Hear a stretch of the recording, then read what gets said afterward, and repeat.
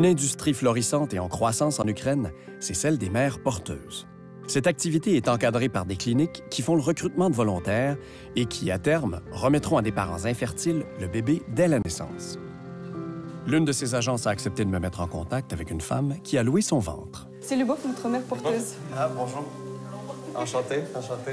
Lubov, c'est amour en ukrainien ou en russe plutôt.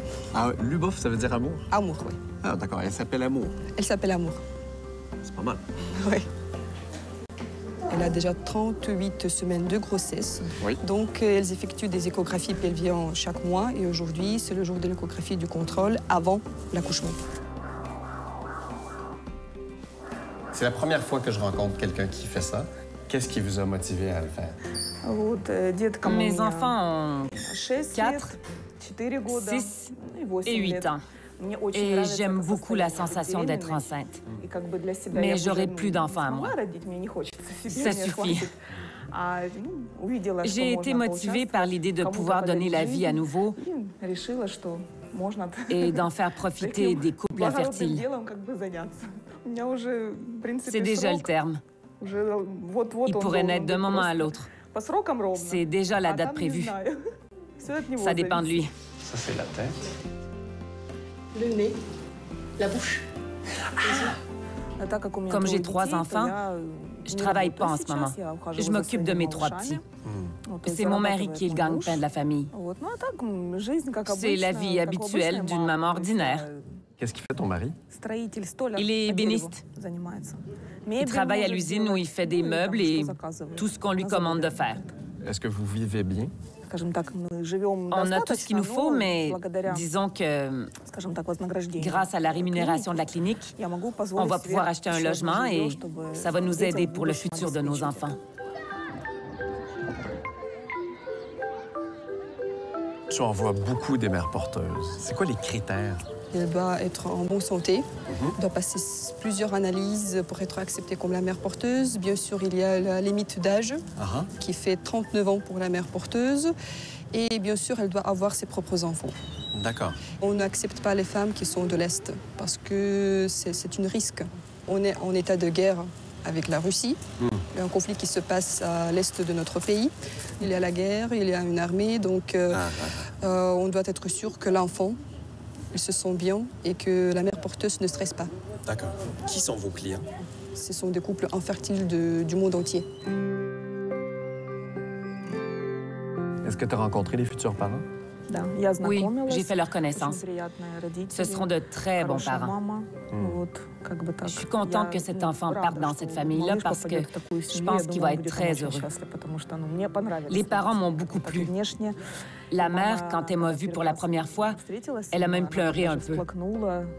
Elle était contente, elle a pris des photos de moi. Elle m'a dit qu'elle ne cacherait pas la vérité et qu'elle dirait tout à son enfant, comment il est né. L'enfant va grandir et elle va lui parler de moi, que c'est moi qui lui ai donné naissance. Je lui raconte que ses parents l'attendent. Je ne sais pas s'il comprend.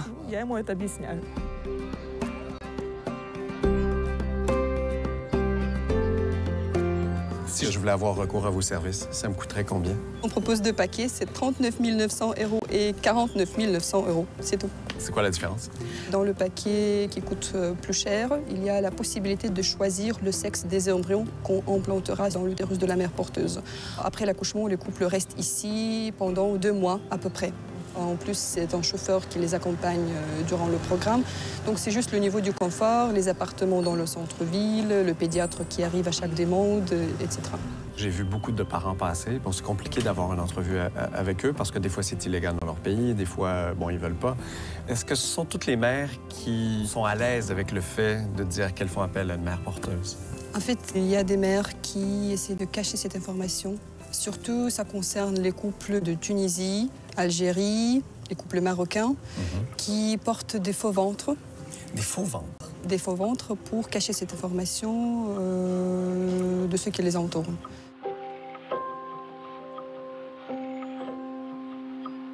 Lubov vient d'un village loin de Kiev. Mais depuis que sa grossesse est apparente, elle habite avec d'autres mères porteuses dans un petit appartement. Ici, on prépare les repas, on mange, on a un frigo, un micro-ondes, un lave-vaisselle. C'est ici qu'on s'occupe de nous. Ici, on a le salon, où on regarde la télé et où on passe notre temps. T'es loin de ta famille ici, tes enfants sont pas là, ton mari est pas là. Qu'est-ce que tu fais de tes journées? Je me promène à Kiev. C'est très beau ici. Quoi d'autre?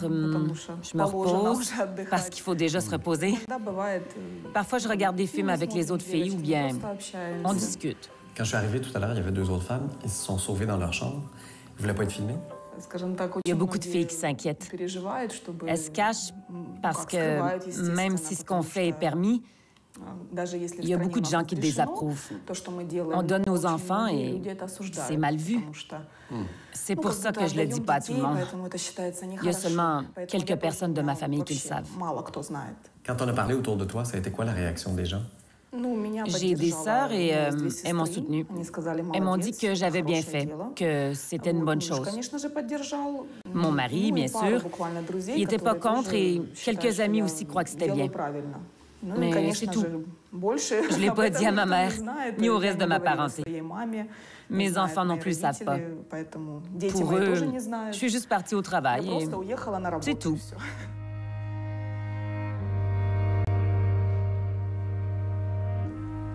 Après l'accouchement, tu gardes l'enfant combien de temps avec toi? D'après les règlements du contrat, je ne dois pas voir le bébé. Dès que j'accouche, on le donne aux parents. On va peut-être me dire sa taille, son poids, mais je n'ai pas le droit de voir sa photo. Comment tu te sens par rapport à ça? Je pense que c'est mieux comme ça, parce que ce serait difficile de me séparer de lui si je devais le voir. Même si je sais depuis le début que je vais le donner. Les enfants s'en iront dans un autre pays, très loin, alors c'est mieux que les mères porteuses ne voient pas leurs enfants. Je crois que c'est une bonne décision. Peut-être que dans quelques années, j'aimerais savoir sa photo, savoir comment il est, comment il a grandi, mais tout de suite, non. Ça pourrait être très difficile. Le nourrir, être ensemble. Est-ce qu'il y a un attachement quand même? Je pense pas à ça. Je savais ce que je voulais faire. Pourquoi être déprimée? Je le prends comme si j'étais une gardienne, une éducatrice. J'ai pris un enfant pour quelque temps, je l'ai gardé et je vais le redonner à ses parents. C'est mon attitude.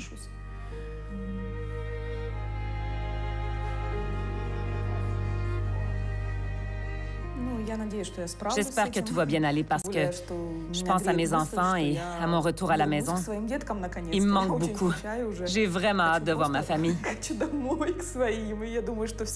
Et je pense que tout l'amour que j'aurais donné à cet enfant-là, je vais plutôt le donner au mien.